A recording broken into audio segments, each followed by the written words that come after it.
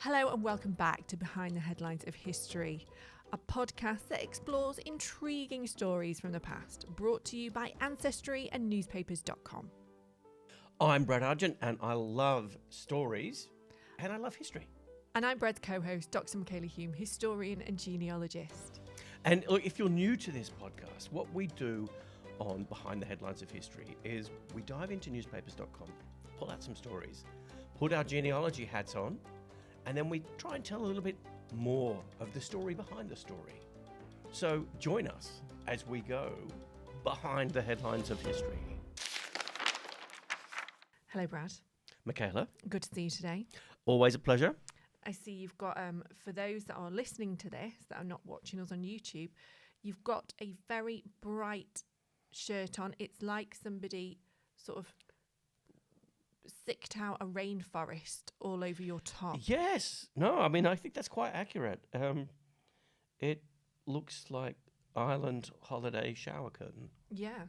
I mean, I'm here for it. It looks lovely. And you're wearing a blue shirt. Blue with like puffy sleeves today. You know? Yeah. No, I'm kind of getting like some 80s vibes from that. Yeah. I was just about born then. Okay. Were you in your clubbing era then? Were you in your clubbing phase? Oh, God, let's not go there. So what have you got for us today? What is your front page story? It's a cracker Okay. today. It's got a bit of everything. It's got a bit of love, a bit of romance, sadness, inheritance, secret stash of cash, which we all like. So my story today is from the Northumberland County Democrat, which is in Pennsylvania. It was from Friday, the 25th of February, 1870, and this is on page 1. So this was early on in the newspaper, page 1. I don't think I've done so far on this podcast any page 1 stories. I think mine have always been a bit further back. Yeah, sometimes there's a story that's buried on page 5 that really should be on page 1 Yes. today, but the structure of newspapers changes over time, and often these gems are buried. And you know what it's like? It's just like when you're researching something online, and often the things you're looking for aren't on the first page of the results or the second. They're on the third, the fourth, or the fifth. So just like searching, it pays with newspapers to read on. So please, Michala, read on. I shall. So it's titled The Old Maid Miser. And it's about a lady called Lockie Ostrom. Her real name was Rachel, but she was called Lockie.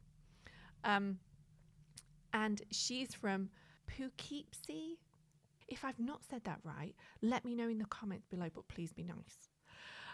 She was, quote, a miser who died recently, and she was worth $33,000. Now, the problem with this is nobody actually knew she was worth $33,000 because she, was really sort of mean, quite stingy with her money, with her cash. So everybody thought she was like really poor. So what time period is this again? Yeah, so this is 1870. So 30, that's about like in today's money, we're probably talking somewhere around sort of $15 to $20 million worth of income. Absolutely, yeah. So that's a spicy meatball right there. Yeah, but nobody knew. So she was born in 1782 and she died in 1870. And it was only after her death, when they were clearing out her belongings, that they found this cash wrapped up in some old cloth. I know. But there's a bit more to this story. So also in the trunk, not only did they find the cash, but they found some love letters. Mm-hmm. So they started to sort of unravel, the local people that found this, they started to sort of unravel her life, because they all knew her as like this really sort of miserable old woman that never paid for anything. She would literally like go to her neighbours' houses to get fed. So they were like amazed that she had this money. But I don't think they really knew her backstory. So this sort of, I think, helped unpick a bit of her life. So they discovered that they started from when she was 15 years old, these love letters. And they were to a gentleman. He was actually a lawyer who lived in the same area as her. And they basically just loved each other. And the letters were so beautiful. They were proper love letters to each other. But unfortunately, her parents would not let her marry him. So they never got married. He asked her for a hand. She accepted, but her parents were like, no, you're not marrying him. So he then leaves the area. He goes and he marries somebody else. And in this time, I think that she became sort of really like disgruntled with the world and maybe felt a bit bitter towards the world. He comes back though. So 26 years later, after he's got married, his wife has sadly passed away, and he comes back to find Lockie, and he declares his love for her, and he says, I love you, will you marry me? Oh, it's so romantic. But she says no. And they say that her heart was so broken and, had turned to stone by this point that she just said no. She said, I can't do it. I can't marry you. And she never married anybody else again. That was it. And she died, a lonely spinster. They called her a miser. I mean, it's really, some of the things they describe her as is really insulting, let me tell you. But it was just so sad that, that was her one true love. And the love letters were so beautiful. And as I say, when his wife dies, he comes back. He was called Mr. Gaisley. He comes back to find her 26 years later and says, marry me, I still love you. And she says, no. I'm kind of with Lockie on this, though. Yes. Because he had an option. He could have waited until she had reached majority and then she could marry without needing her parents' consent. Yeah. But no, he went off and he married somebody else. And when it was convenient for him to come back, he comes back and goes, oh, all right, I'm up for it now. So I can kind of get where she's just kind of going, it's not happening, dude. I can understand that. But what I really want to know is how did she amass so much money? Yeah. So they've done a bit of a breakdown of where this money's come from. So she left $21,000. That's what she sort of left behind. She also had $12,000 in real estate. So the grand total there takes it to around $33,500. And, in this trunk in her bedroom, they found like bills, receipts, 2 pocketbooks, one with some silver in it. They found bonds in there, like you name it, that, they found it in there. But it seems that her life before her heart was broken was maybe one of society. I think she was out in society. It sounds like, she was very beautiful, and I think, the men loved her. And this Mr. Gaisley, who was only a young lawyer at the time, took a real shine to her, and they loved each other, and, they shared beautiful notes. But her parents were like, you're not marrying him. And then it was if too he late, loved her, and he would have waited. Back. No, because what if, I think maybe she stopped corresponding with him, and her parents gone no, so he's gone off. He's had to move on, right? He sounds like the villain in this story. I'm sorry. No. Oh, no, Brad. He could be the Mr. Darcy. Don't make him out as Mr. Wickham. Jane Austen, Pride and Prejudice. I'm getting Wickham bugs off him. No, he's Mr. Darcy, and he's come back. If he was Mr. Darcy, he would have waited. What do you think? Do you think he's Mr. Darcy, or do you think he's Mr. Wickham? Drop a message in the comments below. Well, I think we're all with Team Lockie. Yeah. And, they describe it. They use some really terrible language to describe it. She's a miser. She's stone-hearted. But really, I think she just had a broken heart. And she was obviously quite money savvy. I mean, going round to the neighbours for food and, getting everything she can on the cheap. You know why I like this story? Because I think it just reminds us all that people aren't made that way. Like they're not born that way. Something happens to them to become like that. Yeah. So maybe when we encounter Lockies out in the real world, we need to stop and pause for a moment and just think, what must have happened to that person? Yeah, but I just, as soon as I read that story, I became obsessed. So I'm looking at all different newspaper articles. When it came out that she had all this money, suddenly relatives are coming out the closet, you know, and like trying to write to the person who's dealing with the estate saying, oh, you know, I'm her this, I'm her that. And they turned out to be false. There was there's a couple of people that came forward that were actually, you know, were lying. They weren't related to her, but they were trying to get their hands on some of her money. She always portrayed this woman who had no money, nothing. You know, you never know someone, do you? Till they die and you search their trunk. Yeah, but I always find that when you search their trunk, whether it's the literal thing or whether it's the figurative, trying to unpack the story of somebody's life once they're dead, all you end up with is more questions. Mm. And, you know, as a family historian, that's what you want, because all questions out there are looking for an answer. And that's why we dive into the newspapers and we dive into places like Ancestry.com to help answer those questions. So that's my story for this episode. What's yours? Well, there's a twist to my story. Love a twist. And we'll get there. Are you a wedding person? I'm a buffet person. Okay. So I tend to go to events for the buffet and I try and get in the queue before the kids. I'll go to a wedding. As long as there's for a the buffet. Food. Yeah. If there's no food, I might be ill. Okay. So this story kind of jumped out at me from the newspaper. You know, I have a kind of an unusual way of finding these stories. Sometimes I look for keywords. Sometimes I just read the newspaper. And I was reading the Buffalo News for the 20th of January, 1896. So it's Buffalo, New York. And on page 5, there was this story, which I kind of feel is like a front page story, but it was buried on page 5. The headline is simple: has 11 husbands. 11? Yes, 10 plus 1. It was like, that's ambitious. That's a lot of husbands. Yeah, that's 11 times useless, right?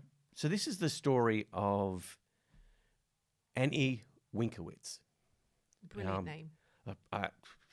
It's an awesome name. Can I just say, on this podcast, you've had some brilliant research names. I do. And look, if you want to have a little bit of a peek inside behind the velvet curtain, sometimes a good name, a good, solid, researchable name can make all the difference.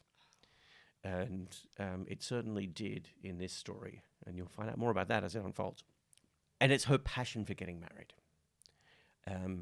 But getting the necessary divorces to marry again, she was a little less concerned about following through on that. So according to the article, she was born in Wilna in Russia in about 1860, which is likely a reference to a place called Vilnius, which is currently, I think, the capital of Lithuania. And my apologies if I have mispronounced that.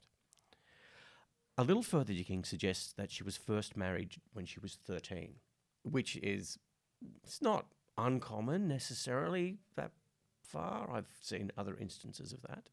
But why she appeared in the newspaper in this article was because her current husband was filing for divorce. Okay.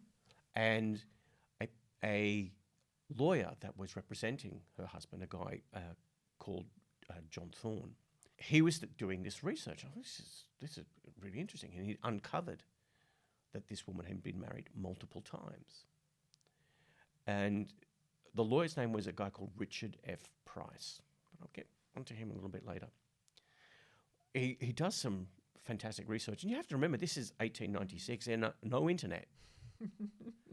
And he tells us in this article, Price is quoted, and he said that Annie, she would only receive separation documents for her previous husband and not divorces. Now, I'm not a lawyer. I don't know if there is a difference between those two things or if even separation documents are a thing. And particularly if she was married in modern day Latvia. Maybe that was a thing.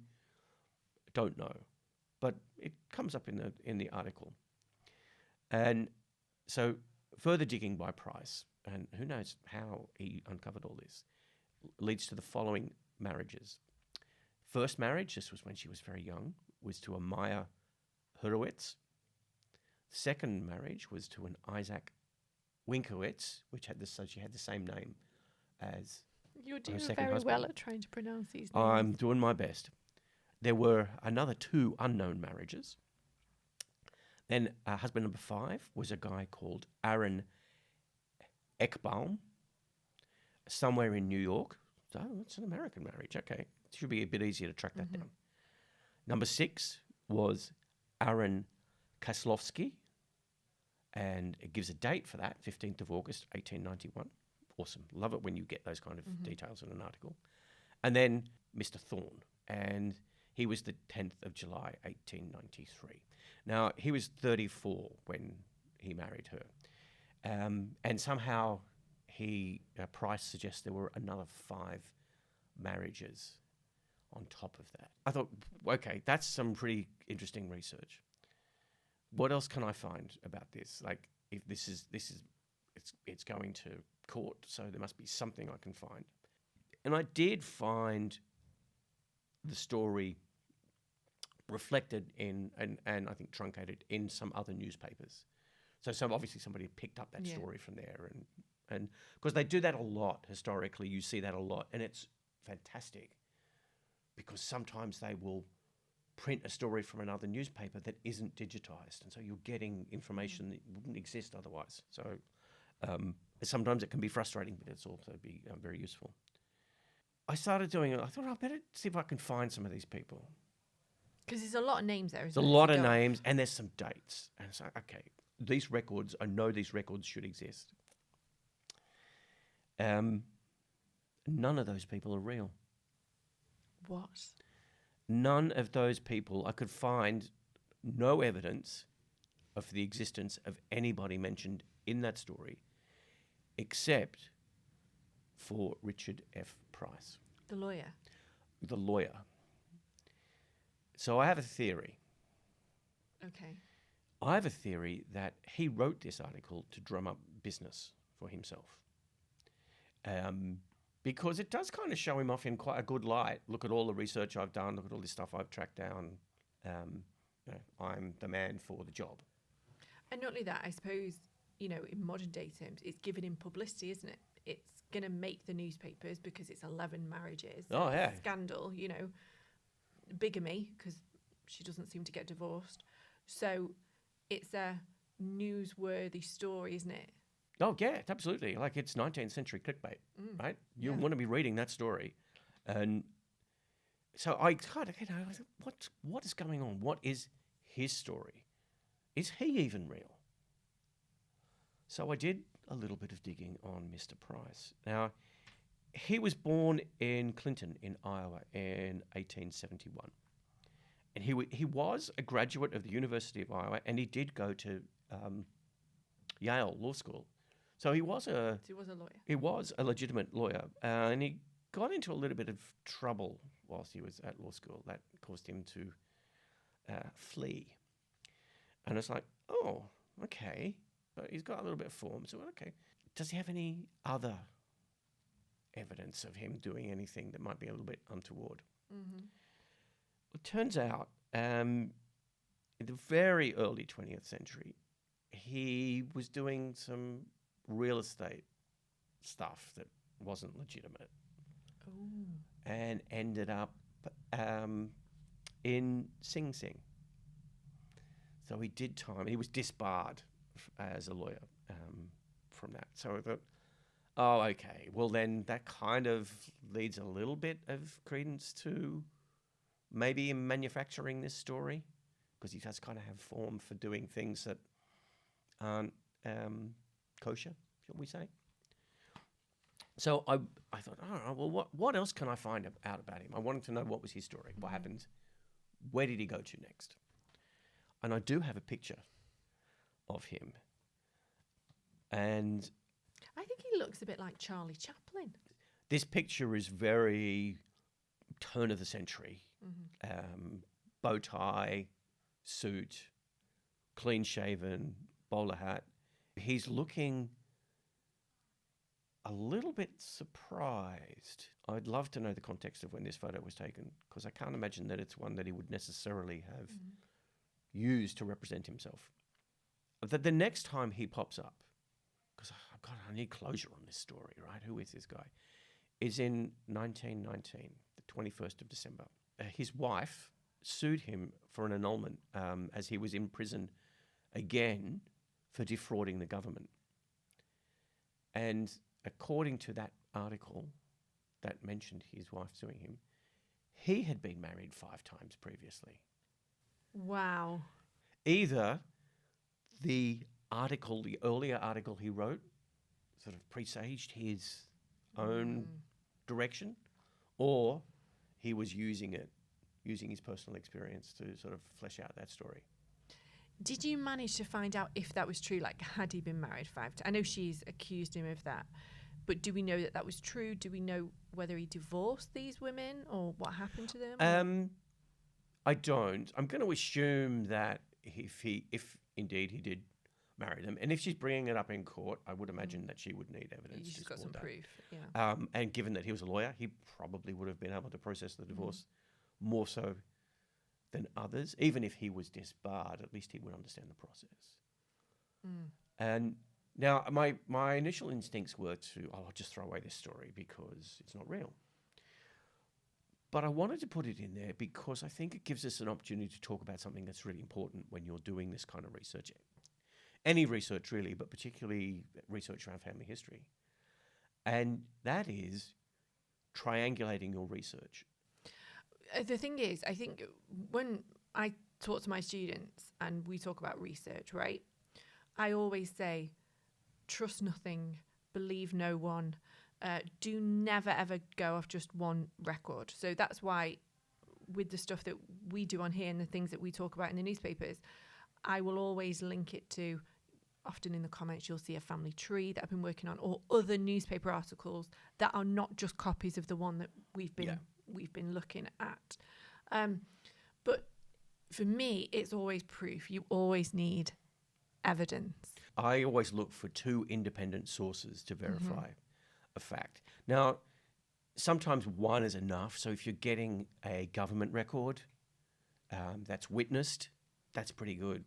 But if you're finding something in the newspaper in particular that's being reported by somebody else, look for another independent fact to support that. And that is exactly what both of us do when we research our stories. There's always a link to something else.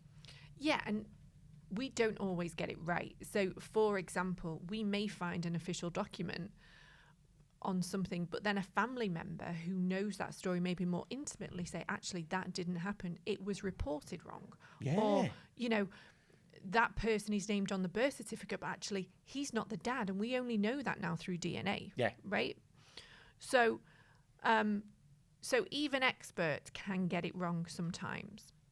But thank you so much. I really enjoyed that story. It's a cracking story, isn't it? And the fact that he was the one that been married so many times. Oh, yeah. It's the newspapers. You never really know what you're going to get.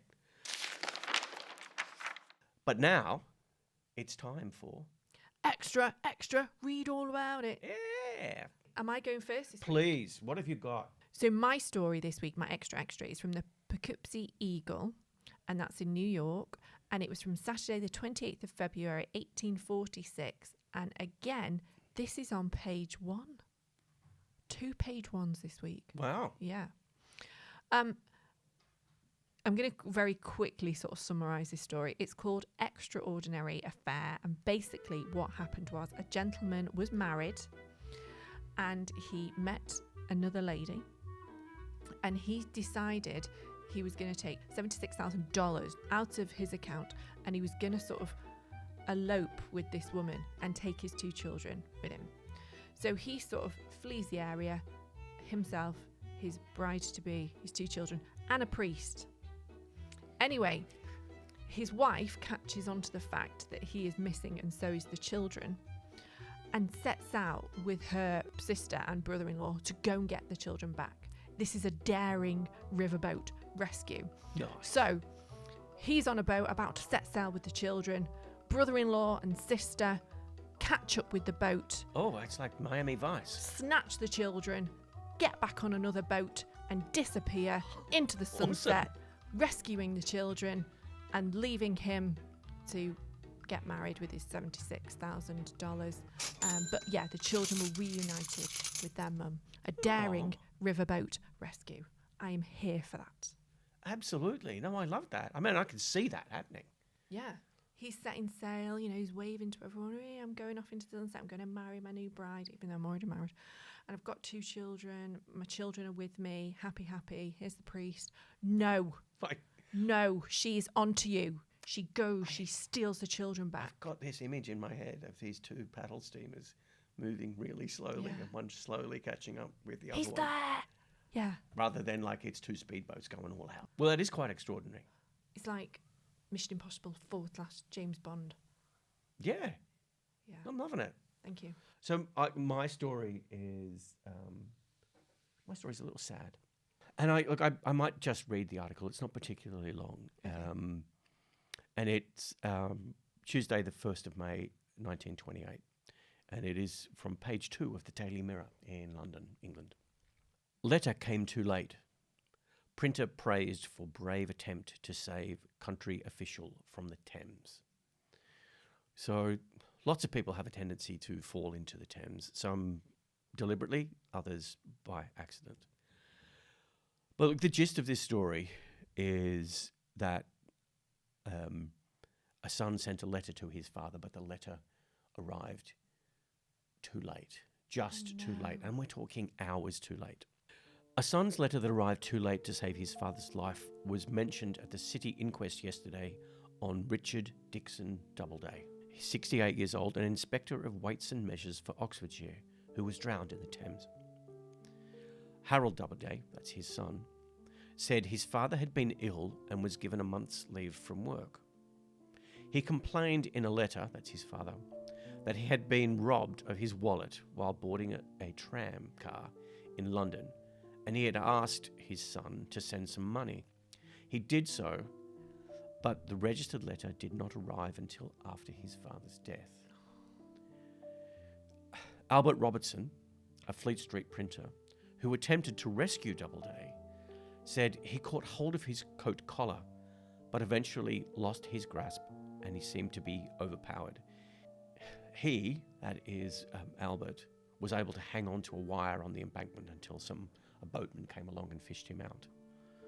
Recording a verdict of suicide while of unsound mind, the coroner paid tribute to Albert, knowing that the dangers of the river, he could appreciate his conduct. And it's like, Oh, that's so sad. It is sad, and it's sad to, and I think I picked up a little bit more on this story in another article, where it was only hours, and so he must have been wandering around London, some destitute because he had no money, and it just didn't come in time. For me, the takeaway from that is. Reach out to your parents today and put it off till tomorrow. Contact them today. It's that time of the year. It's holiday time. It's a time where we think about our family and our friends. Reach out. Reach out to someone. So on that note, that is it for this week's podcast.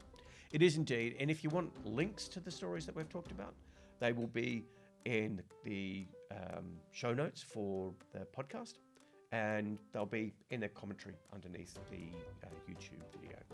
And we are coming into that holiday period, and it's a great time to start your family history because everyone usually gets together around this time of the year and you get access to people who you can pick their brains for information.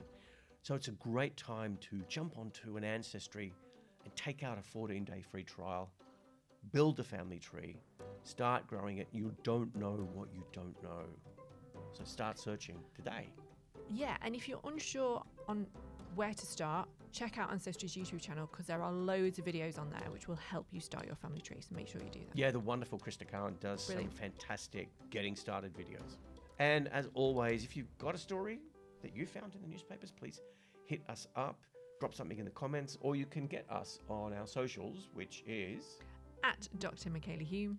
and I'm at Brad_Argent. You can also reach out to Ancestry at Ancestry, and you can get newspapers at newspapers.com. Please remember, if you are enjoying these podcasts, please like, share, and subscribe. We really do appreciate all your support. Thank you so much for listening, folks. We'll see you next time. Behind the Headlines of History is a podcast from Ancestry and newspapers.com. All newspaper articles are sourced from newspapers.com with additional research on Ancestry and using other sources. We recorded here at the wonderful Outset Studios, and the producer is the delightful Bryony Partridge, and executive production by Myron Angus and Victoria Welch. Editing by the wonderful Matt Birtwell.